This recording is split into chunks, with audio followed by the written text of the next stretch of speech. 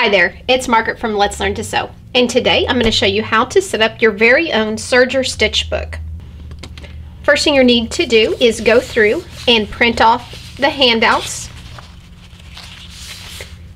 and you can print out all of them or just the ones that you want.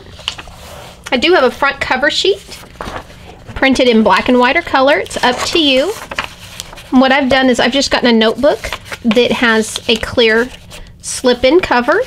Get everything hole punched. I've got my sheets here on my different types of serger stitches. I've got my troubleshooting guide.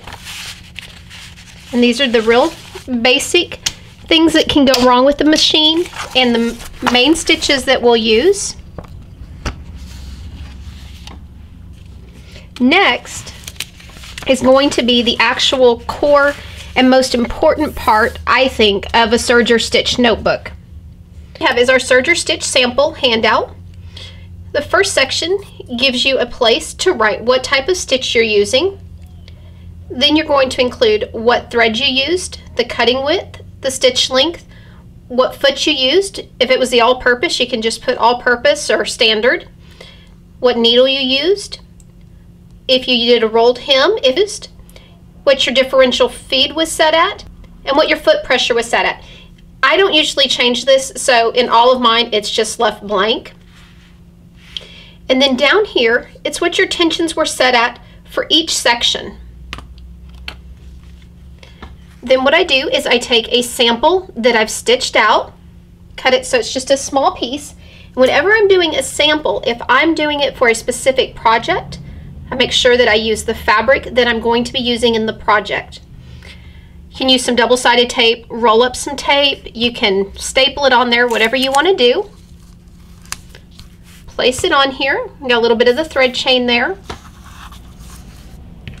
Then I like to take a clear sheet protector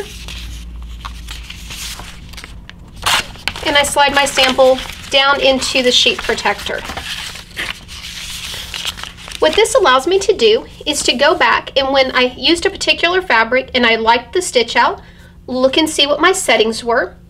Also, if I tend to use one fabric quite often and I want to recreate a special technique, then I'll come back, look in here if I'm not sure what I used.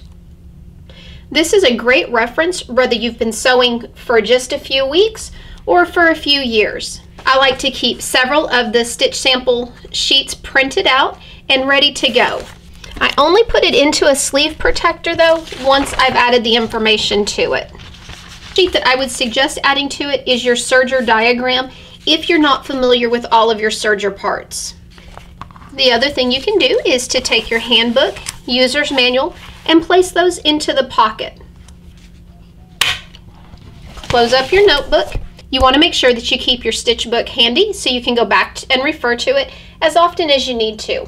If you have any questions about how to set up a serger stitch book, let me know and I'll be happy to answer them.